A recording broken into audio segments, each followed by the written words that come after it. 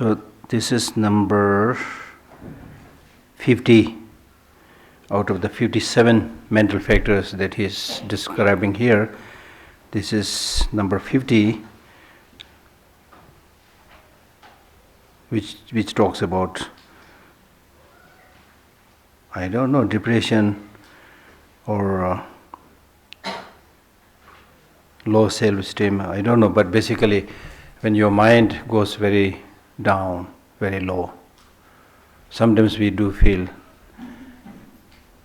whatever be the reason, we feel very low.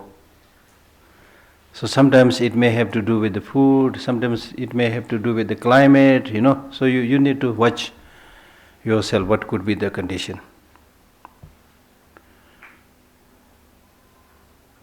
Sometimes it is not just negative emotion, but also the prevailing situation, the surrounding situation. For example, in the winter,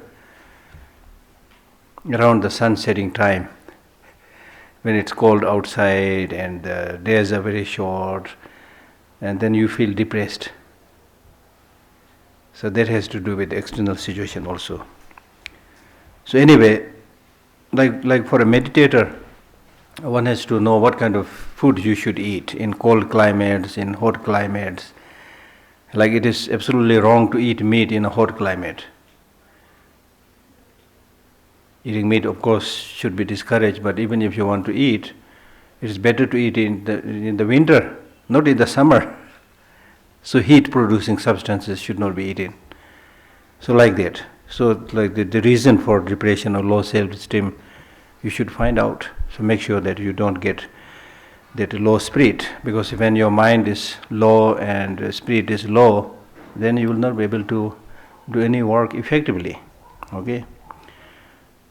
As there's one teaching which says, if you get discouraged or become low, then from that deprivation of the mental strength, you can never make up the shortcoming.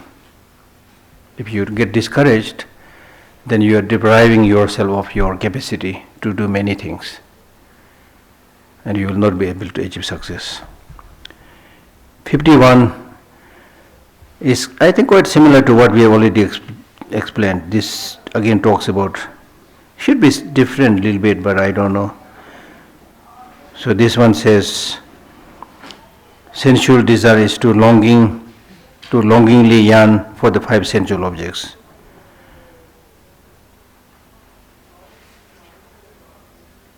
Which I have explained earlier. I don't know why he is repeating this. It actually almost like similar kind of three mental factors came already. So we need to do more research. What are the differences? There is not clear explanation.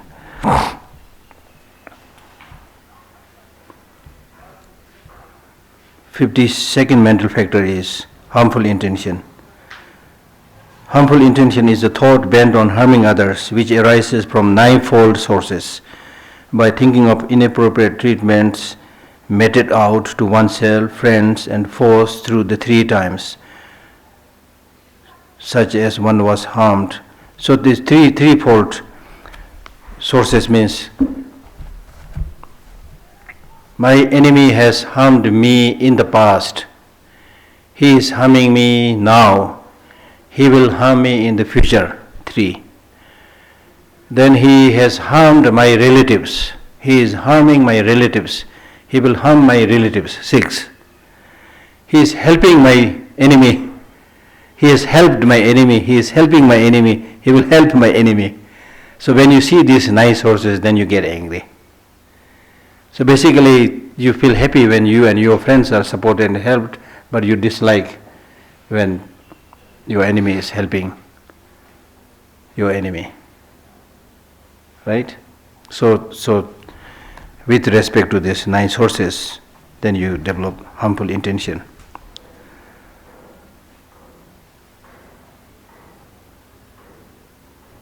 Harmful intention itself will not harm others. So that's why all these negative emotions like harmful intention, they are very bad for you. Like if I get very angry to the Chinese leaders who have harmed us, who is harming, who looks like will harm in the future. So that's true. But still, if I get angry, develop negative emotion here, it will not harm them. It will harm me. If I get angry, it will disturb my mind. They have no idea what I am doing here. Even all of you join with me, get angry, it will not affect them. So that is the bad thing with these negative emotions. It will harm you, it will destroy you. So therefore these Buddhist teachings, they are saying, take care, don't harm yourself, be happy. If you get angry, you develop attachment, and so forth, you will be the first victim. Right?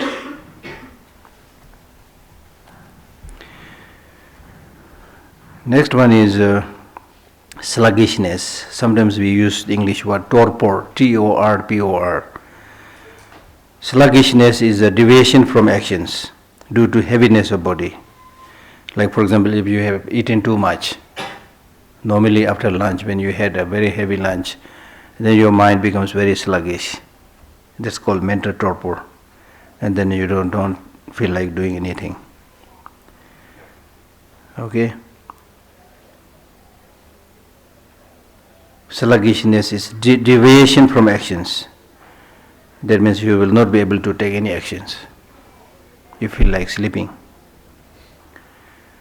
Sleep is to slumber. That is 54th mental factor. Sleep is slumber. So sleep basically means withdrawing your senses from the objects. Your eye gradually stops seeing, ear gradually stops hearing. You're withdrawing the senses. And then when you're completely asleep, then you have no idea who is going before you, what kind of smell is coming around you. Huh? Even if it is a very dirty smell, you will have no idea. You withdraw. Sleeping means withdrawing your senses. Okay.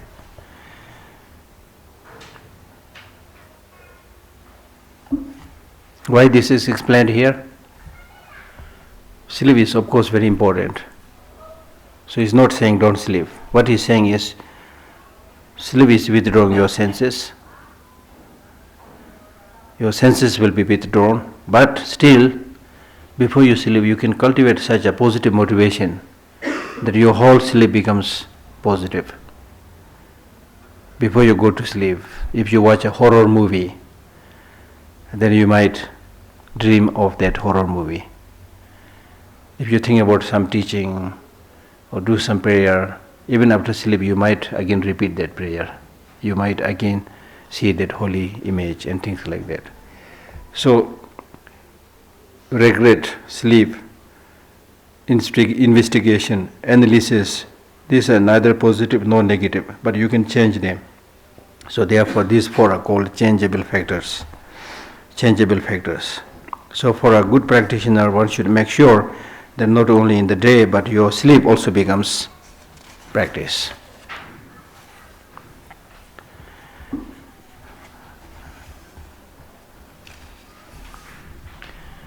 Then Nietzsche.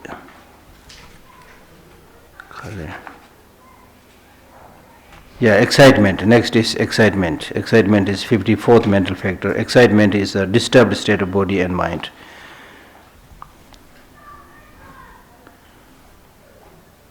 When you get excited, then your mind and body gets disturbed. Like when you do the meditation, you are supposed to focus on one object. But when your mind gets excited, then it goes everywhere. You may be trying to focus on the image of the Buddha, but your mind you may be sitting there looking nice.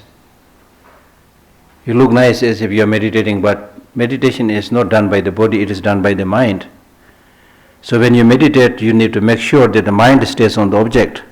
But when excitement comes, then you're sitting there, but your mind is picnicking. Your mind is picnicking. And of course, then it disturbs your mind, makes your mind unpeaceful. Excitement. So too much excitement is not good. Too much excitement. Sometimes we get too excited. We almost burst out. Sometimes we get too low. You see? So that too much up, too much down is not good. So in life it is important that your mental attitude should be steady. If you hear good news, okay, good, but don't get too excited. Because when you get too excited, you get arrogant. People who have money, who have name, who have power, they get too excited, they go like this. Then start bullying other people, looking down on the people, you see. So if you hear good news, don't get too excited. You enjoy, but you should think, okay, now good news, tomorrow bad news. Maybe. So no need to get too excited. If you hear bad news, yes, it's bad, you feel a little bit sad, but don't get too low, because good news is waiting. It's not just one thing, you see. Things keep on changing. And in fact, whatever is happening, whatever you are experiencing, is really like a dream. So the things are, whatever is happening is not, there's not much worth developing too much craving and grasping.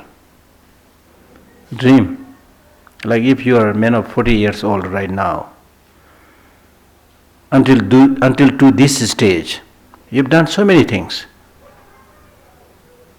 If you make a movie out of it, it's a long and in many cases dramatic movie. Right? 40 years long movie. But if you look back to this movie of 40 years, it is not so different from the dream that you had last night now. It's just a dream. So the rest of the life's experiences will also go like this. So while of course you will feel happy, you will feel sad, but it is not good to develop too much grasping, too much excitement, too much discouragement.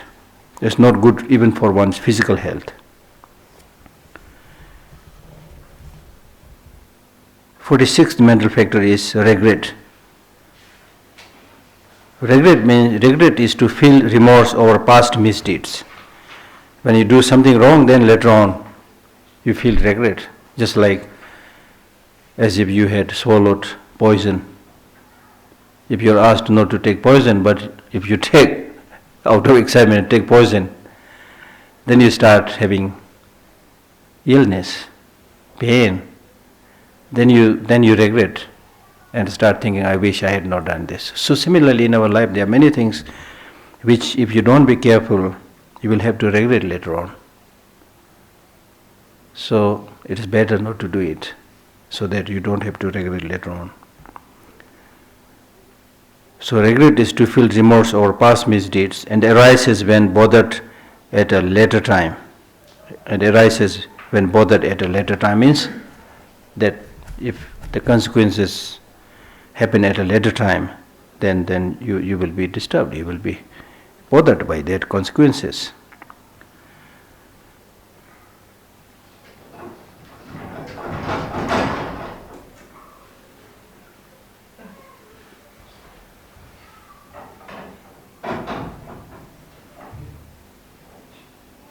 Talk.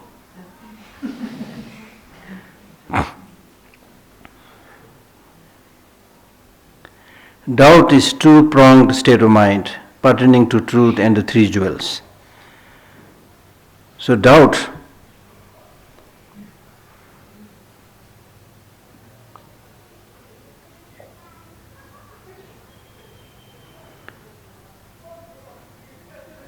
about the presence of the three jewels, Buddha, Dharma and Sangha, without making any attempt to know about the possibilities of Buddha, Dharma and Sangha. If you start thinking, oh, maybe there is no Buddha, maybe there is no Dharma, maybe there is no Sangha. There are different doubts. One doubt, maybe there is a Buddha, maybe not there is Buddha, but maybe Buddha. That's called doubt tending towards the fact.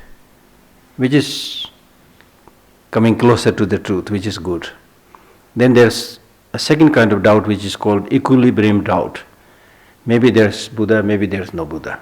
I don't know, equal doubt. Then another, maybe there's Buddha, maybe there's no Buddha, but I think there's no Buddha. Doubt tending towards what is not fact, which is more towards the wrong side. So here it primarily means that you start thinking, oh, maybe there's no Buddha. Or maybe there is no law of karma, law of causality. If I do bad things, I don't have to experience the consequences. So this kind of doubt is called afflictive doubt. Afflictive doubt. Okay? To doubt or to remain skeptical when you are studying, when you are learning, how is it? Is it possible to have the Buddha? What are his qualities? And then doubt and experiment and study. That's different.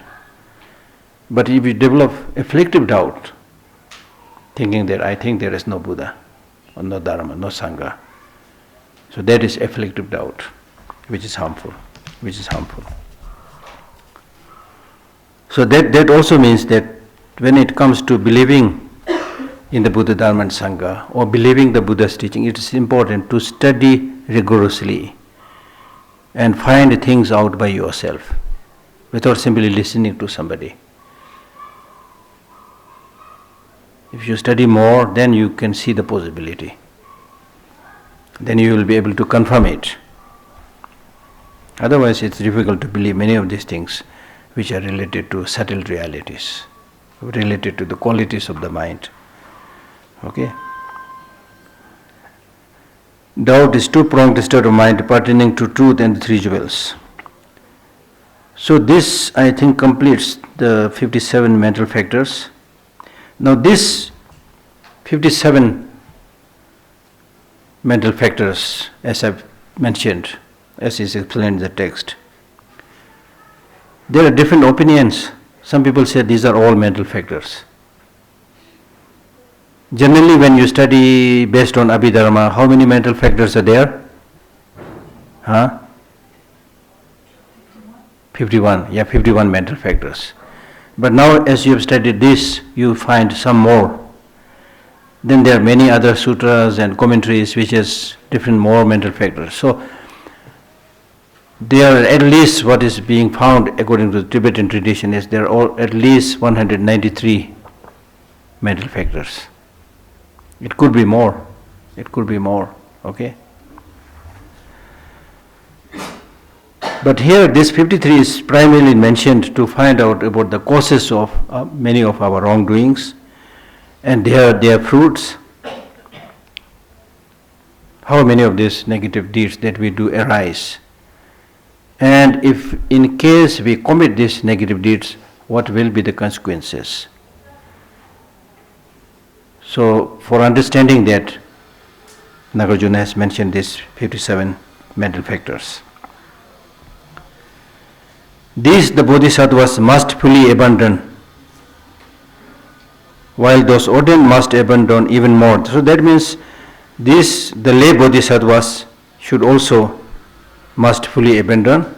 And if you are an ordained monk or nun, while those ordained monk and nun must abandon even more. That means they should even be more careful in giving up these negative mental factors. If one forsakes all these faults, one easily develops excellent qualities. So this is summary of what has been explained about this 53 mental factors. A bodhisattva should make sure that you get separated from these mental factors, and once you are without these mental factors, negative mental factors, positive qualities will immediately arise. Okay? So therefore, basically he is saying that give up negative or misdeeds and cultivate positive qualities. The qualities that bodhisattvas, verse number 35, the qualities that bodhisattvas develop, if briefly explained, are generosity, discipline, patience, effort, concentration, wisdom, compassion, and so on. So here he is talking about the 6 perfections, which you know: giving, generosity, discipline, morality, patience, effort, concentration, wisdom. plus compassion.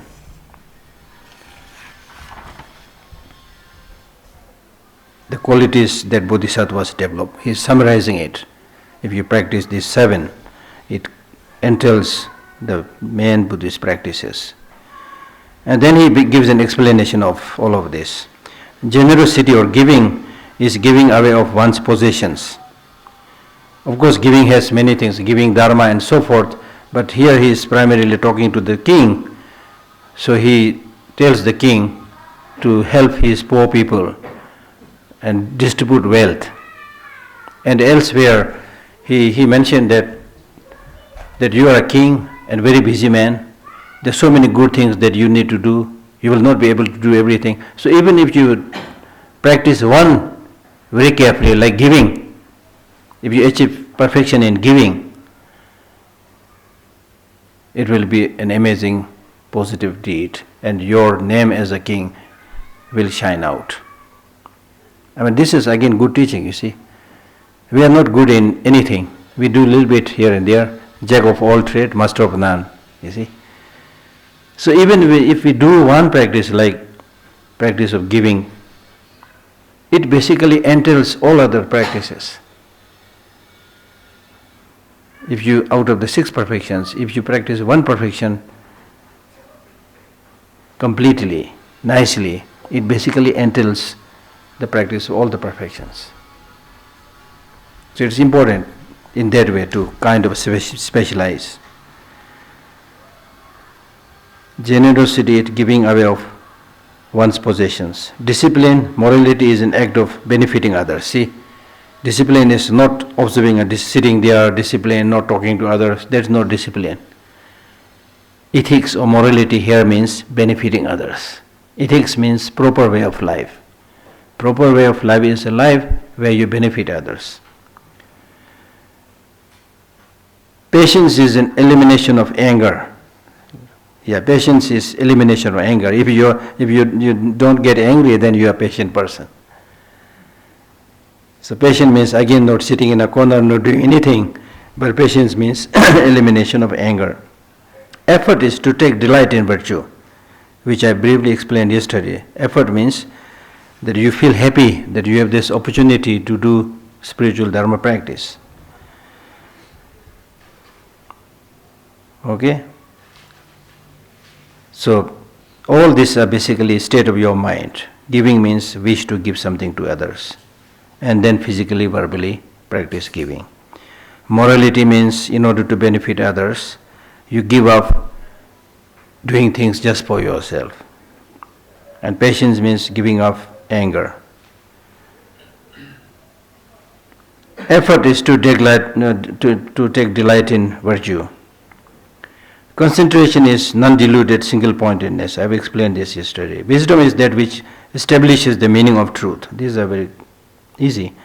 Compassion is a mind that well cultivates equal empathy for all beings, equal taste. Because all sentient beings are same in wanting happiness and not wanting suffering, so you don't make any differentiation among them. You treat all of them equally. Okay? So that's called one taste. Equal empathy for all beings. Then the fruits. If you practice these six perfections and compassion, then what kind of fruit you will get? From generosity comes prosperity. Discipline brings happiness. If you practice giving, then it leads to prosperity. Not only in this life, but for many lives to come. By practicing morality brings happiness. Happiness means mental satisfaction. When you have not harmed anybody, which is the meaning of discipline, then you feel satisfied. When you are satisfied, you can sleep peacefully, you can talk to other people peacefully, without any insecurity. So therefore, this happiness.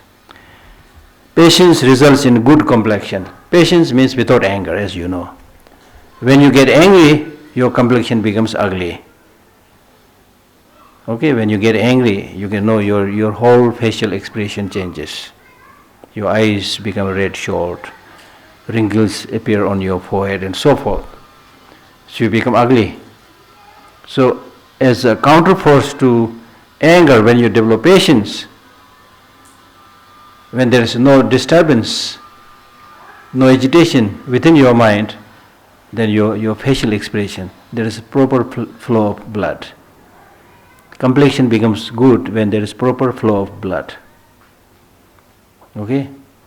So patience makes you handsome, beautiful. Look at the image of the Buddha. Without any decoration, without any ornament, he looks so handsome. Because of inner qualities like patience. Effort brings splendor. Effort brings splendor. That means if you are somebody who is constantly making effort, especially in positive practices, then you will become magnificent.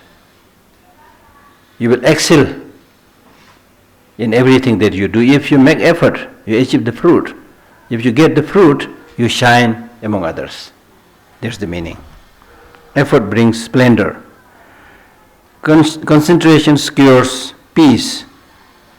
Concentration secures peace because when you are able to concentrate on the positive virtuous practices, and then you are able to get rid of the two obstructive factors, the mental dullness, mental sinking, and mental agitation or excitement.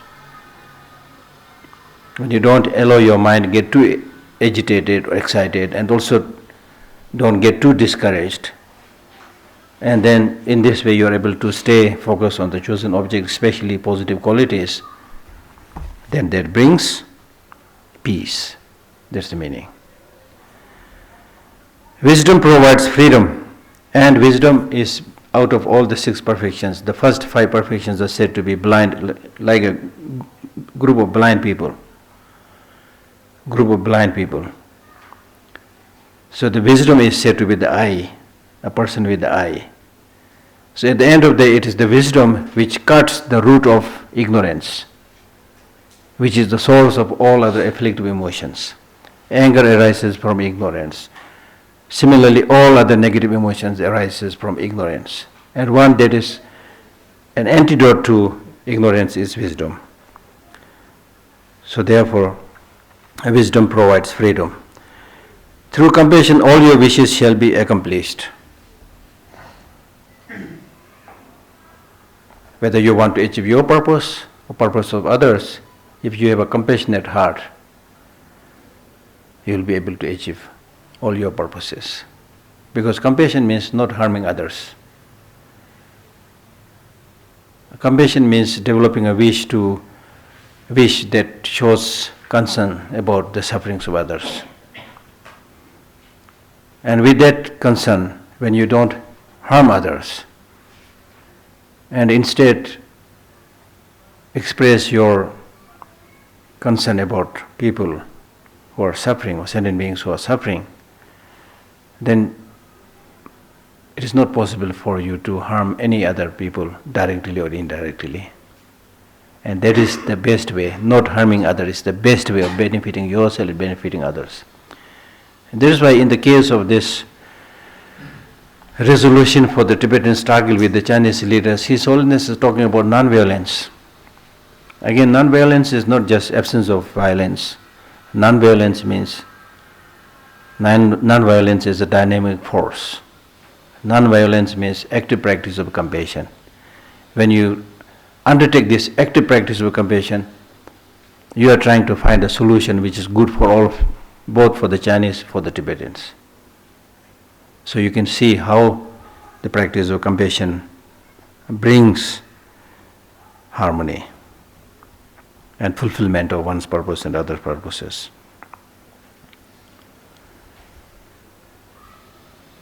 And then he talks about the common fruit.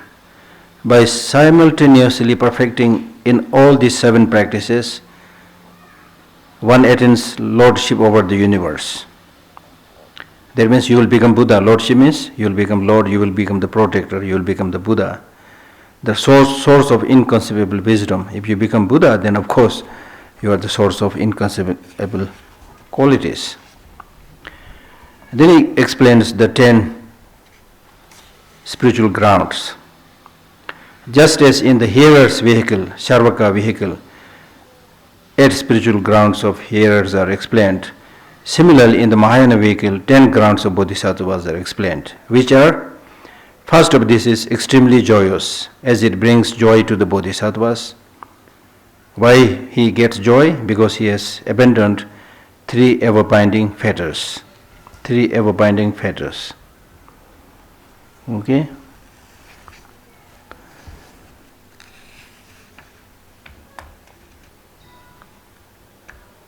So I will not try to go into detail because we need to hopefully finish the text. So you can find out what are the 8 spiritual grounds of the hearers. And so first of this is extremely joyous, as it brings joy to the bodhisattva, because he has abandoned the 3 ever-binding fetters.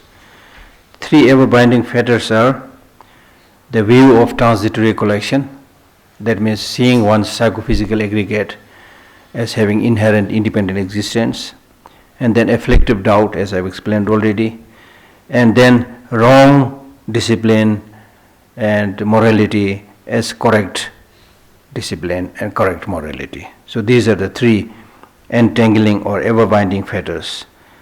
One is born in the lineage of the Tathagata.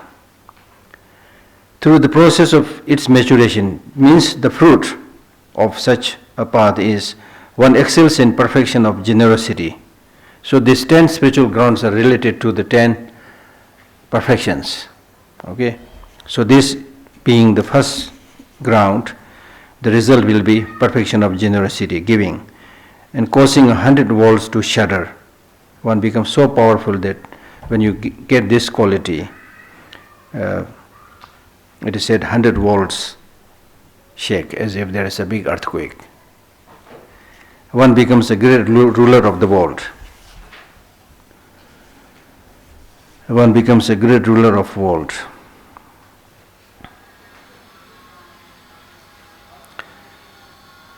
The second is called immaculate, as all 10 actions of body, speech and mind become wholly immaculate.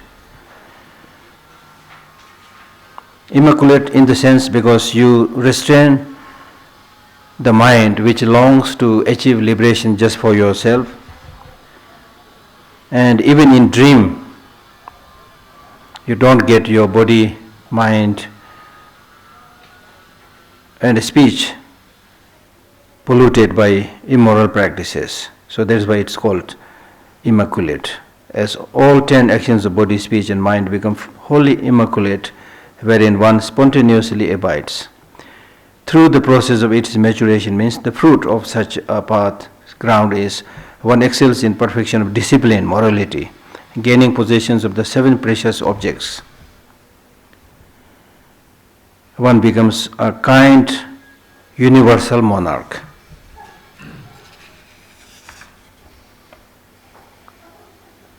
Universal monarch, and you are able to control the 4 continents, and the 7 precious objects means the objects which symbolizes that you are a universal monarch. The third is called luminous, as peaceful rays of wisdom emit forth, developing concentration and clairvoyance. Attachment and anger will completely cease. Through the process of its maturation, one primarily engages in patience and effort. Having become the king of gods, one eradicates sensual cravings of the desire realm. So, on this ground, you develop the qualities of the 4 concentrations, and also 4 immeasurable qualities, and also develops the 5 clairvoyances, and you are completely able to eradicate attachment, hatred, ignorance.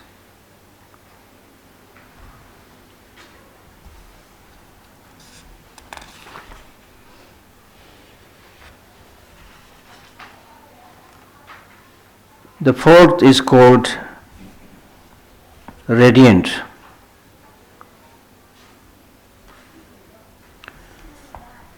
As rays of pure wisdom emit forth, and one specifically meditates on the conducive factors of enlightenment.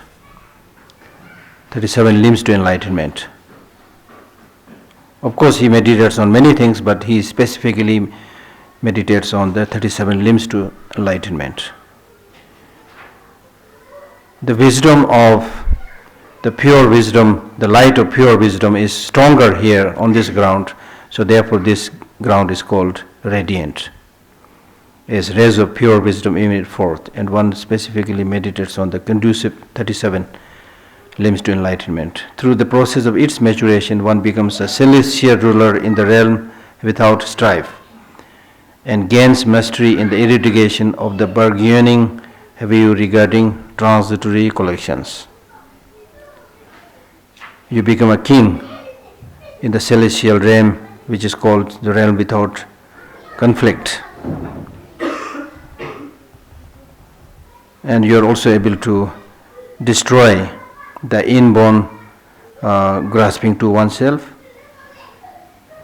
and also the grosser levels of seeing person as having substantial existence.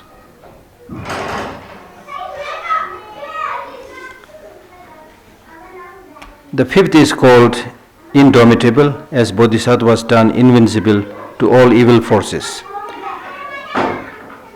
and masters in grasping the subtle meaning of the noble truths and so forth. Through the process of its maturation, one becomes a celestial ruler of Tushita,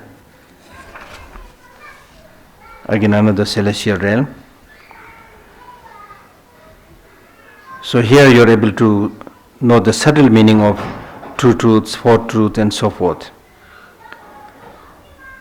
And you become a universal monarch in the joyous land of Tushita.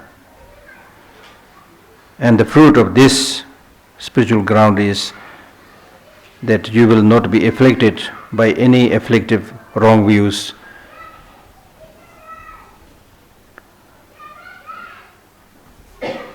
Through the process of its maturation, one becomes a celestial ruler of Tushita and eliminates deluded views proposed by all extremists. There are people or philosophers with wrong views.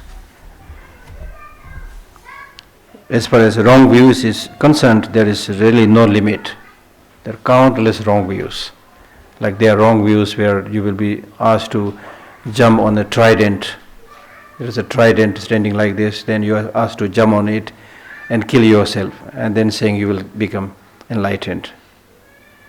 So still, some of the conflicts that we are seeing today, much of it is based on wrong views. I'm sorry to say that. Wrong views. So you will then not be influenced by these wrong views. The 6th is called great advancement, as one advances in the Buddha's teachings, developing familiarity with calm abiding and special insight, shamatha and vipassana. One accomplishes cessation and is thus elevated. Of course, all the spiritual grounds are advancing towards the Buddha, but this is specially called the great advancement because through the use of the logic of dependent origination, you are able to see everything like a reflection, and your spiritual knowledge advances on such an understanding. So therefore it is called great advancement.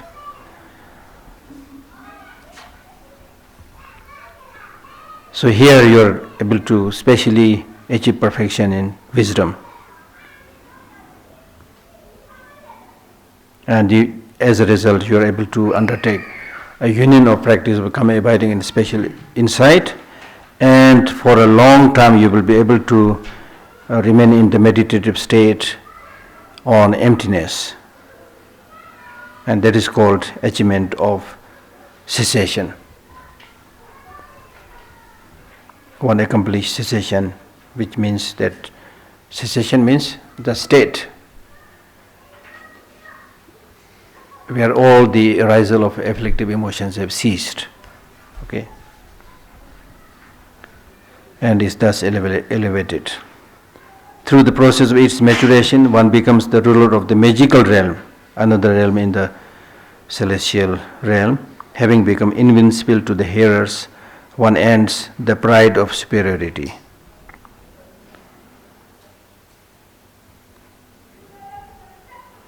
And now you have reached such a state where you will not be attracted by the lower paths, like the paths of the Sarvakas and the Patika Buddhas, and therefore you will be able to overpower those with strong pride. One ends the pride of superiority. The seventh is called gone afar. As one has numerically gone afar, one also enters moment by moment into the meditative equipoise of cessation. Numerically means in terms of when you reach this spiritual ground, then in terms of time, you already finished accumulating merit for 2 countless eons. And also this is called numerical because comparing to the lower spiritual grounds, the number of qualities possessed by this person on this spiritual ground is much more. And here then one also becomes very close to the 8th spiritual ground. So therefore it is called gone afar. Through the process of its maturation, one becomes the ruler of the divine vanquishers. Realizing the paths of the noble truth, one becomes supreme among many.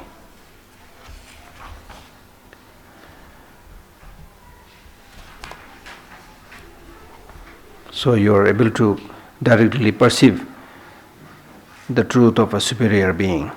That's called superior among many.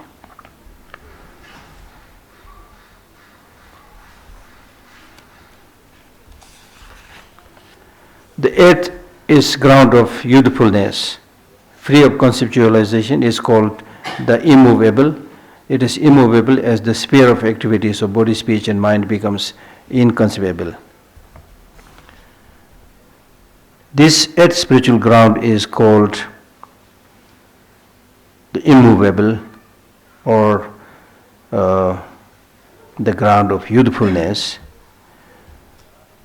because you have now transcended the stage where you acted as a child, as a youth. When we engage in the development of all kinds of afflictive emotions, then all our activities become like childish, immature youth. Okay?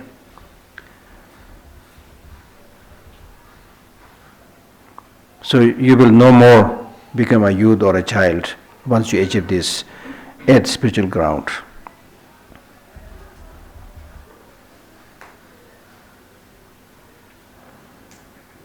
And this is also called immovable because you will not be moved or fluctuated by the science of true existence or inherent existence.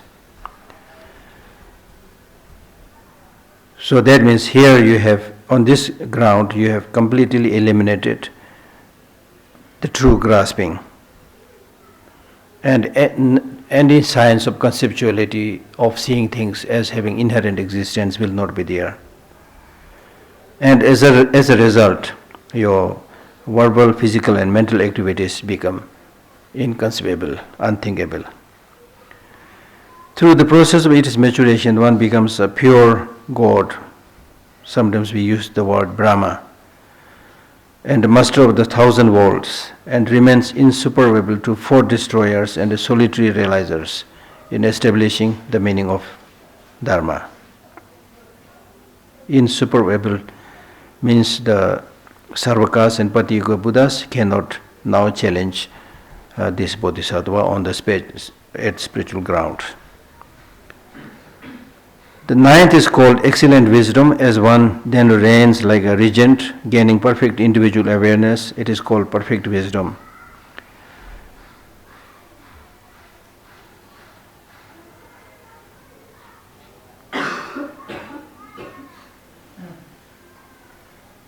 So here at this level you have achieved such a high state of wisdom and intelligence that you are even given the title regent. So you become almost like the regent of the Buddha. Gaining the ninth is called excellent wisdom, as one then reigns like a regent of the Buddha, gaining perfect individual awareness. It is called perfect wisdom. Through the maturation of this, one becomes a pure God and a master of the 2000 worlds, and further remains invincible to four distant others in their inquiry on the thoughts of sentient beings. The 10th is called the cloud of Dharma. As rains of sublime Dharma showers forth, and Buddhas confer upon bodhisattvas the initiation of multitude race. So this is the last stage of bodhisattva, and this is called cloud of Dharma, because just as rains come forth from the cloud, so similarly all the crops of virtuous practices that we see in the world is result of the rain of Dharma teachings that comes forth from such bodhisattvas. And then here at this stage you achieve such a strong meditative stabilization which is not so different from what is achieved by the Buddha.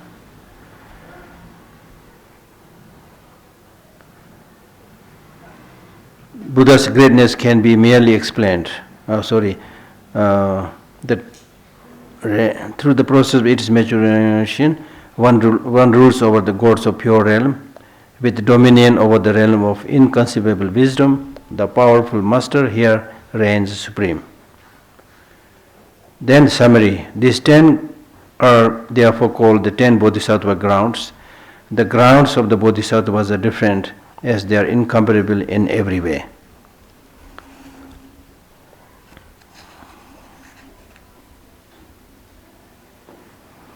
So if you want to know the details, then you should read, of course, Abhisamaya Alankara. There's a brief explanation. And also Madhyamika Avatara.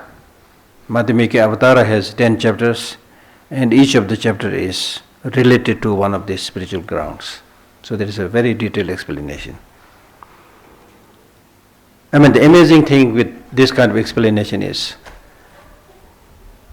how can you explain these qualities of the bodhisattvas if you had not gone there? If you had never went to New York, you will not be able to give a very thorough, detailed explanation. I once read a book on philosophy written by a scholar, where he mentions that if you read Buddhism, you will find two levels. One level, yes, it seems good, and even your common experience can kind of find out, yes, this looks good. I'm hearing probably this for the first time, but based on my knowledge and capacity to judge, it looks good. So you can also figure out the truthfulness of such teaching. But then there are another level of teaching which you can call transcendental or whatever, which you cannot figure out, like the 10 spiritual grounds, and then the detailed explanation. What will be your physical state, what will be your mental state, what kind of disease will go away at this stage, everything is explained. So how can somebody explain this if one has not gone there? So it's really important for us Buddhists to know these two levels of teaching. Because we are today living in a world where we tend to believe only the physical, corporeal, material truth and nothing beyond. And we might even proudly say, I follow the scientific way, which talks about only the physical reality, not the mental reality. So therefore don't make hurried conclusion that whatever you have not seen, you have known, does not exist. There are many things that you don't know, which exist.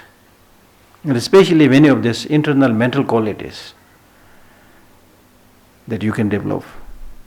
And as a result, the transformation, the peace, the happiness that you can develop.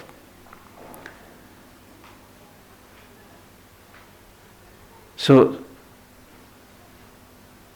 some of these almost like metaphysical statements are not necessarily not true or lying, things like that. So it's important to study and find it out. Okay? Because once you are able to appreciate such possibilities, then you will feel like practicing. Right? Because for a Buddhist, when we talk about practicing Dharma, what is Dharma? Dharma primarily refers to Nirvana. If your whole practice is targeted towards achieving Nirvana, liberation, then you are doing Buddhist practice. If you are simply doing this practice to stop killing, not stealing, it's good. But this kind of practices even non-Buddhists do. So the uniqueness with Buddhist practice is not just doing away with some of these smaller problems, but for ensuring that you are able to achieve a state of happiness from where there is no falling back. Small fleeting happinesses, how many times we have enjoyed? Even in this life, how many times we've enjoyed all kind of things, small things, just like small kids enjoying lollipop, That we have all enjoyed so many things. There is hardly anything which we didn't do. So where are you now? Shantideva in his Bodhisattva way of life makes a very strong statement by saying, if you don't know what is the difference between you and the Buddha, or the practice of bodhicitta and self-cherishing attitude, then you compare yourself to the Buddha. Buddha practiced the mind, the bodhicitta. Buddha practiced bodhicitta, the mind wishing to benefit all sentient beings. So where is he now? We practiced self-cherishing attitude, selfishness. So where are we now? Buddha, whether it's still living there or not, you can talk about this, but Buddhist belief is still there. But this you can talk about. But at least what is true is just the message of the Buddha. Just remembering him. Just following him. How many millions of people are getting benefit? Peace, harmony, happiness. Now in our individual case, because life after life we practice self-cherishing attitude, we practice afflictive emotions, so forget about helping many people, we are not able to help ourselves. So even if you want to help yourself, of course everybody wants to help oneself. The best way of helping oneself is doing away with these negative emotions, cultivating these positive emotions. That's the best way of your helping yourself now and for many lives to come. That's the best way of helping others, your relatives, your friends. If you really love them, care about them, then help them not to engage in destructive activities. Just giving money, is helping, but it's ordinary way of helping. Like look at His Holiness Dalai Lama. So many people want to see him, listen to him. And when he travels around the world, he is not going around the world distributing dollars. He has no money, he is refuge, And even if he has, I think that will not be his priority. But he gives advices, how to get peace, how to get happiness. From the depth of his heart, wishing that they be happy. Just like a mother caring her only little cute child. There is a sincerity, there is genuine feeling, He's not always not thinking about every time saying something different. People may want to hear always something different, but he's basically saying, no, different, yes, you can hear. But the purpose of all this is that you become a good person, happy person, peaceful person. And the way to do it is to remove the afflictive emotions, cultivate the positive emotions. When Buddha was passing away, he was dying, And his followers, the monks, he cried and waved and said, now you are passing away. When you are gone, it's really like the sun gone from the earth. There will be darkness all around. So appoint a regent, your representative. Buddha did not appoint any single person as his representative. He said, my representative is my teaching. That's why in Buddhism, out of the three, Buddha, Dharma, Sangha, the most important thing is Dharma. Dharma is like medicine. Buddha is like physician, doctor. Dharma is the medicine. Sangha is the nurse, compounder, relative who is going to help you. So the one that directly fights your illness is the medicine. And if you take care of his speech, it means you are respecting the Buddha also.